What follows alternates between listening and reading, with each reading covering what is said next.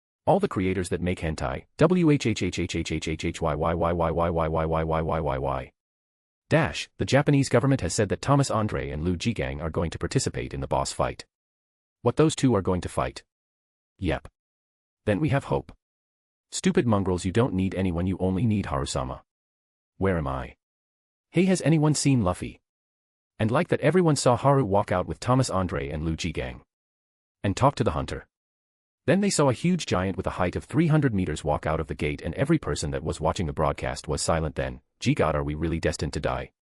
With that, the silence ended and all hell broke loose everywhere. The servers were nearly overloaded. The discussion started if they would be able to beat that thing. What the hell is that thing? And not sure, but it is a giant for sure. What is going to happen? Are we really going to die? Don't worry, Haru-sama is there, it will be alright. Then the fight started and people saw and cheered for the three who were fighting against the giant. What is the power level of that thing? It hasn't been confirmed, but it is surely higher than any monsters we have seen before. Did you forget about those two from the Jeju Island raid? Their power level was also never confirmed, as the only one who fought them was Hunter Haru, so we can only put our faith in him. Yes, that is all we can do.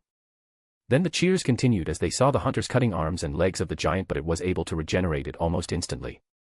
And then they saw both national rank hunters were seriously injured. What is going to happen now? Are they finished? No one was able to answer the question as they saw Lu Jigang carry Thomas Andre back and Haru facing the giant alone. Their hearts clenched as they thought that this might be the last time they see him. Here it comes. Agreed X100, 000. Most of the people were dumbfounded about what is about to come. Then the giant punched Haru. Many people closed their eyes as they wouldn't be able to bear his loss, but when they opened their eyes they saw red mana gather on Haru, forming ribs around him and blocking the attack. Then what happened next will forever be remembered in this world. Shoulders emerged from the ribs, then the skull was formed on top of the shoulders. The color of the skeleton was dark red. Then muscle started forming on the skeleton, then it grew legs and its height increased to 310 meters looking down on the giant. The creature was made up of two entirely different sides that are conjoined along their spine, both of which have a distinct face. The front face has elongated canine teeth in its lower jaw bracket and two tusks growing from the said jaw, while the back face has similarly elongated canine teeth in its upper jaw bracket and a single horn protruding from its forehead. Then Tengu-like armor splits from its forehead down, revealing its eyes while obscuring the rest of its face with large wings forming on its back. Its head gains a long Tengu nose and two lines running down from its mouth to its chin area, as well as hair which is tied up at the sides and a long ponytail behind. With the symbol of the sun on his armor. The color of the creature was dark red. My God. What is that thing? The helicopter that had the camera wasn't able to capture it properly. Then the creature placed his hand together like drawing a sword, and a dark red sword appeared in his hand. The giant attacked the creature, but it couldn't even move it. He swung his sword and cut off the arm of the giant, who screamed miserably. The giant's arm wasn't regenerating, so it tore off its arm and regenerated his arm, but then the sword of the creature burned with brilliant red flame as he slashed at the giant, cutting it in half, and the giant tried to hold its body together, but the creature swung his katana again, cutting the giant into pieces. Then the red mana started to scatter and Haru appeared again and sat down on the ground. Is this real? It's Haru-sama after all. Then the discussion started again. Well, after I finished Legia off, I was sitting down and looking at the melted ground. I guess I overdid it. I shook my head and stood up, then looked at the stuff Legia dropped. Runestone, Super Regeneration, S. Runestone, Giant's Roar, B. Oh, this is nice, I thought as I kept them into my inventory. Then I walked back towards where everyone evacuated and found them looking at me. I don't swing that way. I looked at the men and said. The fuck are you talking about? All of them shouted as the girls laughed. Then I went and saw both Jigang and Thomas being treated. You made quick work of that one. Thomas grinned as he said. Were you holding back before? Jigang asked. I can't use that frequently, you know, I said as I shook my head. Well, it is to be expected. Thomas nodded. Well, then I'll go and rest, I said as I yawned. Okay, I also have to go back tomorrow morning. Let's meet for dinner sometimes, my treat, Thomas said, and I nodded. Yes, I'll be going tomorrow as well. Unfortunately, I couldn't have a spar with you. Jigang said. Maybe be next time then, I said as he nodded. Then I wanted to go back to the hotel I stayed at, but it is closed. I asked Kane, who was walking beside me. Of course, it is closed. Do you expect them to keep it open even during an S-rank dungeon break? She shouted. I see. Man, that is why Tucci is the goat. He opened Ichiraku even during the Pain's attack on Konoha. So where are you taking me now? I asked her. We are going to my house. She said as she looked at me. Then my clothes, I asked. They are at my house. She said. Okay. I nodded. Then we reached her house, which was a traditional Japanese house. It was big enough for 5 people to stay in. Then excuse me, I said as I entered and wore slippers. Come with me, Kane said as walked inside. I followed her and she led me to the bathroom. You can use this. I will take a bath after you. She said as she gave me some towels. I nodded as I took the towels and walked inside. Then I turned around and said with a mischievous smile. No peeking, all right. Just take the bath, you bastard. No one is going to peek at you. She shouted as she turned around. You sure? I said as I saw her ears turn red. What did you just imagine me taking a bath? Kane, you're so lewd, I said with a smile. I dodged the punch that was heading for my face. If you don't go in and take a bath, I'll throw you out, Kane said as veins appeared on her forehead. Okay, I said as I closed the door and went in to take a bath. After 20 minutes I came out and saw that I forgot to bring my clothes. I got too into teasing Kane. I thought with a smile as I wiped my body with a towel and wrapped it around my waist as I went out towards my room to take my clothes, but then. Clatter asterisk. I turned towards my right and saw Kane, who dropped some empty plates. I looked at her and she looked at me with her eyes wide open as her jaw dropped. I can't marry anymore, I shouted as I covered my body. That should be my line. Why are you saying it? Kane shouted and ran after me trying to punch me. Chapter 57, bonus chapter, maybe. Come on, why are you still angry? I said to Kane while sipping some tea. Humph, how can you forget to take your clothes with you, she said in an upset voice. Oh come on, it's not like you lost anything. I was the one who was seen naked, you know. I said as I rolled my eyes. Why, you bastard. I didn't want to see it anyway. She said with a somewhat red face. Then why are you blushing? Are imagining me naked now? I said with a grin. Shut up, I am sure many girls have seen you naked anyway. She said as she looked away. Well, not really, you are the only one who has seen my upper body from the opposite gender other than my mother, aunt, and Gina, and that was when I was like 12, I said while remembering the water park I went to as a child with everyone. She looked at me with a stunned face. Are you telling the truth? After that time no one has seen you naked, she asked with disbelief. Yes, I was keeping myself for my wife. But now I have been tainted. I said as I tried to fake cry. Bang asterisk. Shut up, bastard. I am the one who has been tainted because of you. Kane slammed her fist on the table as she shouted. So you mean you didn't like what you see? I questioned her. Why, your B-body is amazing. I wanted to dash, she was talking then stopped. What did you want to do? I asked her as I smiled teasingly. You bastard. She jumped over the table and knocked me down or more as I let her. She straddled on my waist, grabbed my yukata's collar and shook me back and forth. Are you going to push me down now? Aren't you quite aggressive, Kane? I said as looked at her. She paused, then looked at what she was doing and she short-circuited. She didn't move for a while then. Damn it, she screamed with a red face and ran outside of the living room. And then I heard a loud voice of a door closing. She must have gone to her room, I thought. I chuckled as I stood up and cleaned the table, then went to the room she gave me. Then I lay on the bed and thought. It is so fun teasing her. I might get addicted to teasing her. Her reactions are just too cute. I smiled as I closed my eyes and slept. Kane POV. I was nervous about taking him to my house as I didn't bring any boys in my house, like not even once. But it felt nice to come home with him. For a long time, my gloomy house felt lively to me. My house didn't mean anything other than a place to sleep. After my parents died, I couldn't get used to living alone in this empty and gloomy place. I only came home to sleep and nothing else. But today this place feels like how it was with my family. I didn't feel the gloomy atmosphere like I did before. Although he was teasing me before he went to take a bath. Bastard, I'll show him someday that he shouldn't mess with me. I made up my mind as I placed the food I made on the table. Will he like it? No one has ever tasted my food as I always ate by myself. Wait, why do I even care? He should consider himself lucky that a beautiful girl like me has made food for him. Humph, he better be grateful. I went back to take some extra plates, and when I was in the corridor I saw him walking with only a towel wrapped around his waist, with his upper body exposed with his wet hair. I can see drops of water sliding down his face and body. Gulp asterisk. How can a man be so sexy? Is he an incubus or something? I thought as the plates in my hand dropped. He has such a perfect body that even the Greek gods are going to bow down to him. It is so perfect that it feels like a dream. I want to touch it. Oh my God, what am I thinking? No. I can't get married anymore. His shout broke my chain of thoughts. This bastard. I thought as my temper flared up and I chased him to punch him but ran away into the room. After we ate dinner he praised my cooking, which was obvious. Then this bastard started teasing me again, saying stuff like I was the only one who saw his body.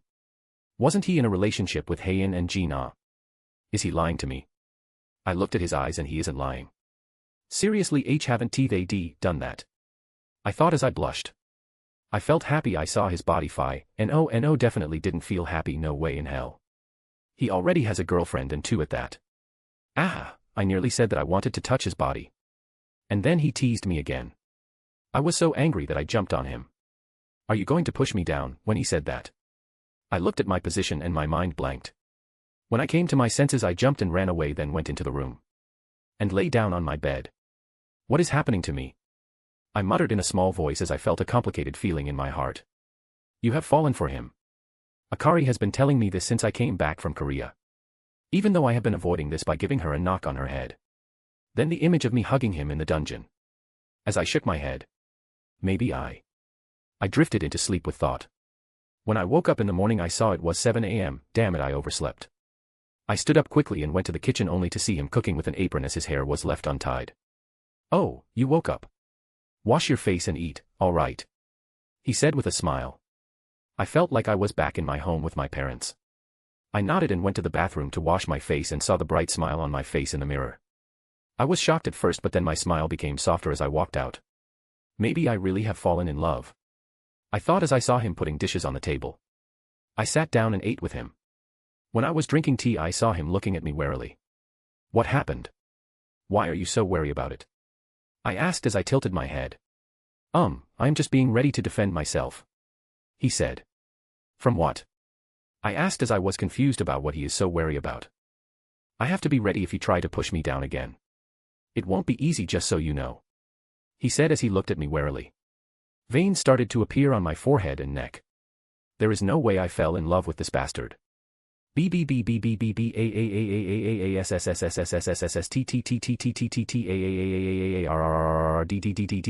Bastard, I shouted as I punched him. Back to M.C. Okay, so I am currently on my way to Chiyoda Prefecture for a press conference that will be held there today. The reporters from all over the world have come to ask questions about the gate, and the Japanese government has decided to hold a press conference to calm down the public as a way to show that the crisis is gone. That is also the reason Chiyoda Prefecture was chosen as the location, as it is close to Shinjuku Prefecture where the dungeon break took place. The reason I am attending this is, well, it is necessary to calm the anxiety of the people, and the Japanese government will officially declare their support for increasing my rank to National Rank Hunter. And both Thomas and Jigang are going to attend as well. They delayed their flight to today evening for this and will personally support my rank promotion as well as clarifying about the rank of the beasts we fought yesterday. Well, I don't really mind as it will give me more authority in the world. As the dangers that are going to come after this isn't a joke. But Japan is going to face a lot of troubles from now on. I thought as I saw the video of Goto entering the gate and then the boss monster coming out. It doesn't take a genius to guess what happened here. The internet is all over this matter with the Draw Sword Guild taking the brunt of it. But this isn't the only matter that is causing an issue for Japan. I laughed and looked at Kene, who was walking beside me. Well, whatever. I thought as we reached the studio where the press conference is going to be held. Chapter 58, Press Conference. Thomas, Jigang, how are the injuries? I asked Thomas as I walked into the waiting room guided by the employee. I am fit as I can be, you know, Thomas replied with a grin. I'm fully healed as well, Jigang said while sitting down. Well, it is the truth. You are stronger than us and you saved us many times yesterday or we would have died. Thomas said as it was a matter of fact as he was smiling like usual. It is as he said, there is no shame in admitting what is true, but I still want to spar with you, Jigang said with a brash smile and battle spirit in his eyes. Maybe next time then. I smiled at how straightforward these two are. We talked about some random topics then. Knock knock. Laura, who was standing behind Thomas, went to open the door. Everyone has gathered, so please. An employee of the association came to call for us. We nodded and made our way outside. We went towards the stage together and sat down on the 3 chairs with Thomas on my right and Jigang on the left. I was sitting in the middle. Click asterisk click asterisk click asterisk click asterisk click asterisk click asterisk click asterisk click asterisk. The reporters clicked photos of us as we sat down. Okay, so let's start the interview then. Hanekawa from the association said as she looked towards the reporters. She was there to translate the questions if needed. The hall was silent and then the reporters started raising their hands. Okay, the one with red top and blonde hair, Hanekawa said as she pointed at one of the reporters. The person stood up and asked. Hello, my question is for Mr. Andre. Sir, what do you think was the level of the giant that came out second last from the gate? She asked in English. That monster was on the same level as Kamish. Both me and Jigang were ready to fight it, but this guy just finished him off. Thomas said as he laughed loudly. But everyone was stunned as they heard it from his mouth. It is understandable even if the Japanese government has released the news, hearing it from the mouth of the strongest hunter on the planet has a different meaning. So the monster that took all 7 national rank hunters was defeated by. The female reporter looked at me as she was stuttering. Yes, he killed it alone. I don't think I need to say more than that. Thomas said with a smile. Oh okay, next one, the gentleman white, a red shirt and blue hair. Hanekawa was stunned because of the meaning behind the answer Thomas gave, but she collected herself and pointed at the next person. My question is for Mr. Liu. What is your opinion on the statement Mr. Andre has made? The man asked. It is as he said. There isn't any need to sugarcoat our words. He is stronger than us and the results are in front of you anyway. When Jigang said that, the hall became silent as everyone's mouth was agape. These two. I laughed as I saw them talking. Then the next one, yes, the gentleman in a black suit, Hanekawa said as she tried to sound calm, but she was sweating. She sure is having a rough day. I thought. Why yes, my question is for Mr. Tsujikuni. Then the questions about the raid continued for an hour with only half an hour left. My question is for Mr. Andre. How strong was the boss monster that came out of the dungeon? A lady with cherry blonde hair asked. It was way stronger than any beast I fought, and it is the same for Jigang as well. But from what Haru said, it was on the same level as the humanoid beasts that were seen on Jeju Island. Thomas said, and the room became silent again. Then the next one please, the lady in the red suit. Hanekawa became fed up with all this and barely reacted to anything she listened to. Yes, my question is for Mr. Tsujikuni. Is it true that the humanoid beasts you fought on Jeju Island were on the same level as this? The female reporter asked. Yes, they are of the same level. When I answered, everyone was stunned. Then what about the damage that was caused to Tokyo? There wasn't any damage done on Jeju Island other than your sword attack and the area which was inside the barrier that was there. The reporter asked. Both Jigang and Thomas were also looking at me with curiosity. Do you remember the one with blue skin? I asked everyone in the room and they nodded.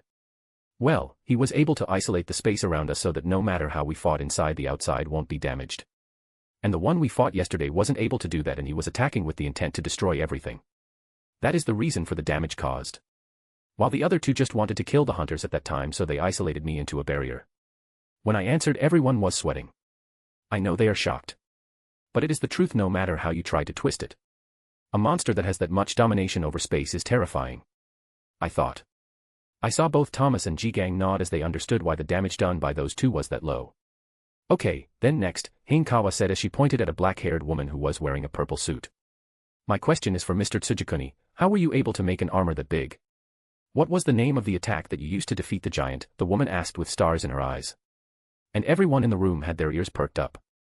Oh, it is formed by gathering a large amount of mana. The name is Tempestuous God of Valor, or Susanoo, I said with a smile. God of Valor, Susanoo. Thank you for answering my question. The reporter said as she sat down with a smile. Then the next one. Yes, my question is for Mr. Tsujikuni. It is said on the internet that you and Korean hunter Cha Hae-in are in a relationship, is that true? A woman with platinum blonde hair asked. This caused both Thomas and Jigang to laugh. I looked at them speechlessly. I thought this was supposed to be about the raid. Well, we are indeed dating, so wish you luck. I said with a smile. Yes, we all wish you luck.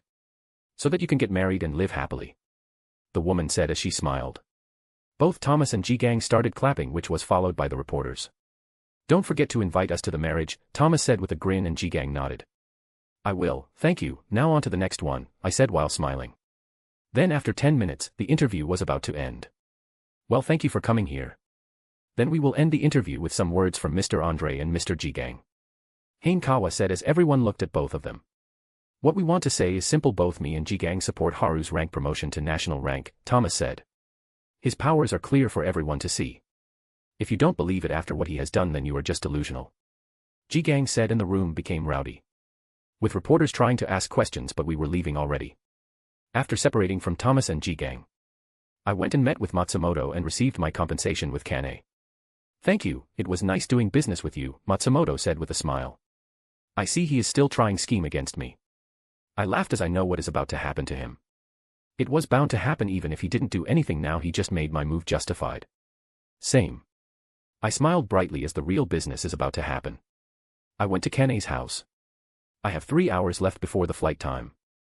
So I will be resting here for some time.